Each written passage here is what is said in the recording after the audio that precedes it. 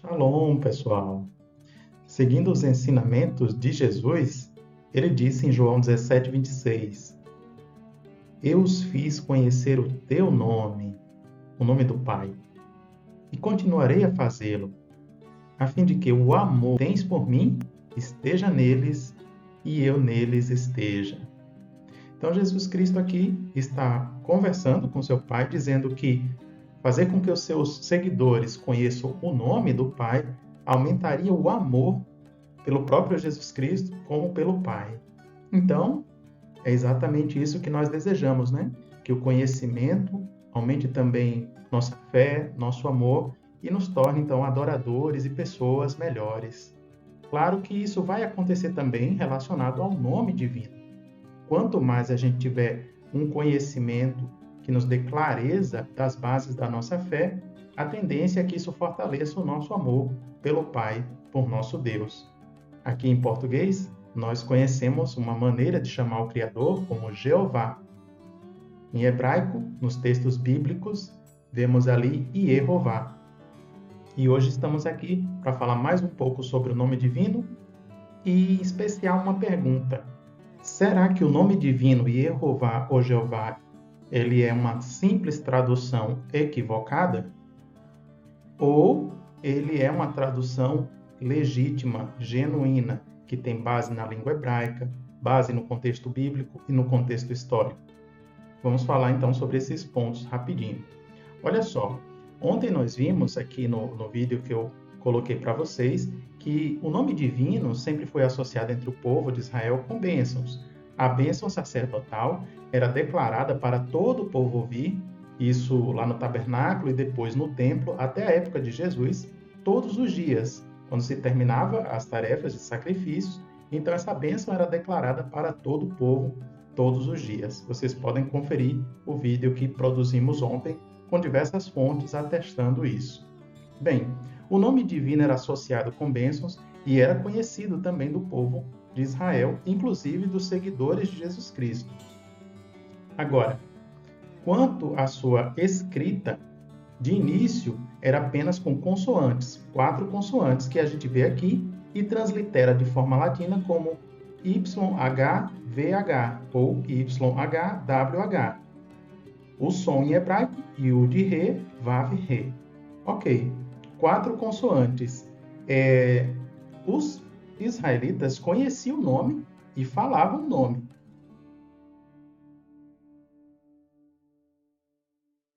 Houve sim um período chamado de período rabínico, em que os rabinos passaram a proibir a pronúncia desse nome em público. Tá, mas quando um historiador como Flávio Josefo se refere ao nome divino, ele dá a entender sim que o nome era conhecido e que, é claro que ele não podia pronunciar, mas ele diz, é como o som de 4 vogais. Veja que quando ele fala o som de 4 vogais, já existia entre os judeus o conceito de vogais. As pessoas falavam, lógico, usando as vogais.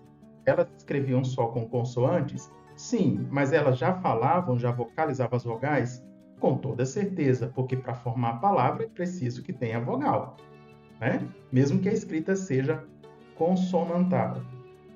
Ok, então como falamos aqui, o nome divino, ele era conhecido, o tetragrama, as 4 consoantes que a gente está vendo aí.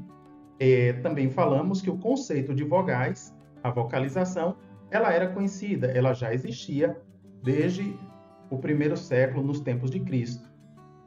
Em outros contextos históricos, percebe-se que tanto os romanos como os próprios rabinos exerceram pressão nesse sentido para que o nome não se tornasse público, conhecido. Mas ele era de conhecimento nessa época das pessoas? Com certeza. Há fatos históricos provando que sim. Agora, se a gente se concentra aqui na questão linguística, pensa bem, um nome só com consoantes. A gente dá esse exemplo aqui em cima. Tem 4 consoantes. Bom, pronunciar só com consoantes não é possível. É claro que precisa ter as vogais para formar, então, as sílabas e obtermos a pronúncia. Bem, vamos pensar aqui numa primeira hipótese. A pessoa escreve primeiro a letra R, depois a letra N e só forma a última sílaba, van. A gente não conseguiria dizer esse nome com clareza. Agora, a segunda tentativa, a pessoa forma a primeira sílaba, re, no meio, n, e o restante, van. Ainda continua difícil de pronunciar ou, tecnicamente, impronunciável. Isso a gente está falando aqui de um exemplo em português. Agora, imagina aqui. A pessoa forma uma primeira sílaba, re, depois ni, depois vim. Um falante da língua portuguesa saberia que aqui, mesmo formando as sílabas, não é um nome comum da língua portuguesa. Agora, imagina aqui, ó, re, segunda sílaba, ni, depois van, renivan. Bom, aqui nós teríamos uma forma possível em língua portuguesa, concorda? Então, para isso, era óbvio que tem a inserção das vogais. Quando a gente fala português, a gente consegue ver quando está faltando vogal, quando não está formando sílaba e quando as sílabas estão se formando harmonicamente. O mesmo também acontece na língua hebraica, tá? Quando os judeus passaram a escrever com vogais, eles produziram um códice que hoje é conhecido como Códice de Hillel, que é um tipo de Bíblia, tá? Quando fala esse nome, códice, é a escritura sagrada, copiada em hebraico. E por volta de 600, há notícia de que esse Códice de Hillel foi preparado na Espanha. E quando a gente encontra as cópias desse códice, com consoantes e vogais para o nome divino, nós encontramos ali a escrita Yehová, a escrita correta, a escrita plena e perfeita, Yehová em hebraico para o nome divino. O Códice de Hillel é um códice produzido por judeus. Eles não foram influenciados aqui ou controlados pelo mundo romano, quer dizer, pelas pessoas que se diziam ser cristãs, mas estavam envolvidas em todo um histórico de poderio com a Igreja Romana. Aqui, a produção das escrituras não era controlada pelos romanos. Nesse caso, o povo judeu estava fazendo as cópias. Então, são cópias genuínas das escrituras, conforme os judeus podiam pronunciar, podiam vocalizar com consoantes e vogais. Então, quando visualizamos o tetragrama só com consoantes, é difícil falar, é lógico. Mas quando os judeus escreveram, uma das formas plenas que eles escreveram foi Yehová. Aqui a gente observa, primeiro, os caracteres, as letras hebraicas, depois aqui uma transcrição fonética, essas letras que você está vendo aqui, organizadas na forma que se aproxima da pronúncia do som, então é a transcrição. Depois aqui nós temos uma transliteração, que é isso? As letras latinas para a gente entender essas letras hebraicas. E por fim, a tradução, conforme temos em nossa língua portuguesa, Jeová. Não é só porque essa forma é a preferida, é a predileta de alguém. A forma Yehová em hebraico está de acordo com a própria língua hebraica. Sim, exatamente. Além dela aparecer nas Bíblias e manuscritos, já falamos aqui em outras ocasiões, mas é bom repetir, né? Erro forma uma primeira sílaba, que é uma pretônica, com vogal longa, e está correta, né? A primeira sílaba aberta não é a sílaba mais forte e tem uma vogal longa. Dentro das regras de fonética do hebraico, essa formação silábica está perfeita, está correta. Agora a segunda sílaba, vá, Yehová, segunda sílaba. Sim, vá é uma sílaba tônica aberta com vogal longa e está correta também dentro das regras da fonética da língua hebraica. Então aqui nós temos uma formação linguística genuinamente bem formada. Agora, e o contexto bíblico? Será que concorda com essa escrita? Em vários pontos, sim. Inclusive, o próprio povo judeu, ao olhar também, ao analisar Apocalipse 1:8, alguns estudiosos concluem que ali é uma revelação plena do Deus Altíssimo, do Deus Eterno, aquele que era, que é e que será. Né? Então, ali no texto de Apocalipse traz Verraiá, Arrové e Irié, ou Veiavó. Sim, essas palavras, Deus se revelando. Aquele que era, aquele que é e aquele que será ou que virá. Bem, exatamente dentro dessas palavras também há uma raiz, e dentro dessa raiz é possível extrair esse acrônimo do nome divino Yehová. Então, dentro do contexto bíblico, sim, essa escrita Yehová encontra genuinidade, encontra harmonia com o próprio ensinamento bíblico, a própria revelação do Deus Todo-Poderoso, do Deus Eterno. Voltando lá ao Códice de Hillel, que foi produzido por volta de 600 depois de Cristo, a gente percebe que há uma sustentação histórica que reforça a existência dessa escrita já cedo, né? 600 depois de Cristo, é praticamente quando se começou a colocar as vogais na escrita das escrituras hebraicas.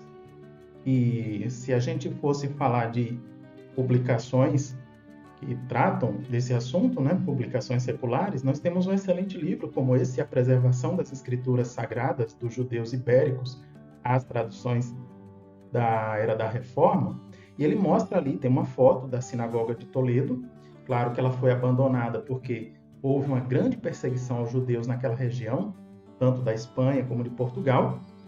Milhares de judeus foram mortos, outros tiveram que sair, ser expulsos, outros foram forçados à conversão, mas de qualquer modo há um relato de que havia uma comunidade próspera na Sinagoga de Toledo, que é onde Hillel ben Moses ben Hillel produziu o códice que nós falamos aqui. Então, historicamente, há apoio para confiarmos nessa escrita desse códice, que traz aí consoantes e vogais, no caso do nome divino, e Yehová. Bem, seguindo então, voltando lá ao raciocínio de Flávio Josefo, que ele disse que o nome divino era como se fosse 4 vogais, o som de 4 vogais, e observarmos o iode como se fosse um i, e aí juntarmos com o e ou a, sim, parece o som de 4 vogais, e há uma harmonia com o Yehová. E por que a gente está sugerindo Yehová? Exatamente porque os judeus, ao escreverem nas escrituras, colocaram essa forma plena Yehová. É por isso que, de acordo com o que a gente tem registrado nos manuscritos, essa forma é genuína. A forma Yehová, linguisticamente, também é uma forma genuína. Agora, ela vai aparecer também em manuscritos que nós temos em mãos, como o Códice dos Profetas do Cairo, de 895 depois de Cristo. Aparece Yehová lá pelo menos 114 vezes na pesquisa que nós realizamos. Também, nos Últimos Profetas, de 894 depois de Cristo, um códice chamado EVR2B100, aparece o nome divino grafado Yehová 40 vezes. Códice de Alepo, nós fomos pesquisar lá, encontramos 208 vezes a escrita Yehová. É interessante que muitos pesquisadores diziam que o nome divino estava ali grafado 10 vezes no Códice de Alepo. Quando nós fizemos a pesquisa, eu e o professor Queruvim, nos deparamos então com muito mais vezes do que grandes pesquisadores diziam. Então, agora, voltando aqui a atenção para o nome divino, nós percebemos que, de início, ele era escrito com 4 consoantes, somente. Mas depois de um tempo, os próprios judeus acrescentaram as vogais, E, O e A, ficando então a escrita em hebraico aqui. É claro que se a gente visse essas consoantes, essas 4 consoantes, não daria para falar. Pensando na lógica de um judeu, se ele visse a escrita Ier, está faltando uma letrinha, depois Vá. Para ele não está formando sílaba. Seria uma escrita truncada, defectiva. Agora ele vê aqui Yehovi, 2 sílabas. Mas o som está trocado aqui na última, tá Vi. Deveria ser Vá. Depois daqui a gente tem outra possibilidade, Yer-Vi. Yer não está formando sílaba em hebraico. É preciso que tenha uma vogal plena aqui para formar a sílaba no hebraico.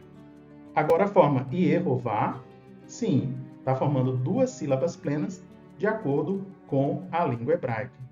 Agora, no nosso caso, se a gente vê aqui a escrita Yehová, como a gente escreve em português? Jeová. Né? Então, Jeová é escrita em português genuína do nome de Deus, uma das formas legítimas. É claro que a gente sabe que tem outras variações, e não somos contra as outras variações, mas a forma Jeová não resulta de um erro. Ela é uma forma genuína, oriunda do hebraico. Claro que no Códice de Leningrado a gente vai encontrar lá outras escritas. Eu já informei aqui em outros vídeos, né? Você vai encontrar Yervi, não está formando sílaba, Yervá, não está formando sílaba, Yehovi está trocando a última sílaba, mas vamos encontrar também a forma plena, perfeita, de acordo com as regras da língua hebraica e de acordo com a historicidade dos manuscritos bíblicos, Yehová, 263 vezes. Então, sim, é uma forma genuína de escrita. Agora, é claro que de início as escrituras estavam em hebraico e, com estudiosos se debruçando sobre o texto hebraico, é claro que eles iriam traduzir essas escrituras para outras línguas. Isso é de se esperar. Isso aconteceu primeiro com Jerônimo e depois com tantos outros. É interessante que, às vezes, as pessoas dizem: olha, eram os romanos que tinham interesse em fazer a tradução para paganizar as escrituras. Esse modo de pensar, ele é um tanto exagerado e não tem muita comprovação histórica nos fatos. Por exemplo, sabemos que Jerônimo foi um homem dedicado, erudito, que lá em 391 ele até começou a fazer a versão das escrituras para a língua comum, a língua vulgata, a língua do povo, a língua latina. Concluiu por volta de 406, mas sabemos que, de início, sua tradução sofreu grande oposição, devido principalmente ao emprego de termos não tradicionais, segundo a Igreja, por certos afastamentos da tradução grega. E isso, claro, perdurou durante muito tempo. A Bíblia dele não foi publicada até por volta do século VIII, século IX ali, e começou, de fato, a Igreja a flexibilizar, mas ela não tinha interesse de que as Escrituras se popularizassem. Então, quando alguém diz que o fato da tradução das Escrituras ocorrer é devido à influência romana, é talvez um exagero, né? Não tem correlação com os fatos históricos. Agora, como eu havia falado, pessoas que estudassem as escrituras em hebraico, provavelmente elas iam verter também para a língua que elas tivessem contato, como é o caso do latim. Uma dessas primeiras pessoas a verter o nome hebraico para a língua latina, que se tem registro, aqui a gente encontra o personagem Raimundo Martini. Em 1278, ele publicou esse livro, Fugio Fidei. E aqui vocês veem o tetragrama vertido como Jeová. Tá? Alguns veem nisso como uma forma de paganismo, algo nesse sentido. Né? Bem, a gente pode até, via internet, consultar a obra dele, né? Está disponível aí. E se formos pesquisar sobre esse personagem, Raimundo Martini, ele também é chamado de Ramon Marti ou Raymond, enfim, há várias formas de se referir ao nome dele. E ele era qualificado, ele entendia de hebraico? Sim, pelo que a gente pode investigar aqui nas obras, no que os sites vêm falando sobre o histórico dele, era uma pessoa muito capaz que estudou as línguas hebraicas. Mas, ao mesmo tempo, o conhecimento que ele tinha do hebraico foi usado para combater os judeus. Então, a intenção não era exatamente... o que eu estou falando para vocês tem base também no meio acadêmico, né? Conforme essa publicação nessa revista, tá? O autor aqui, Sérgio Alberto Feldman.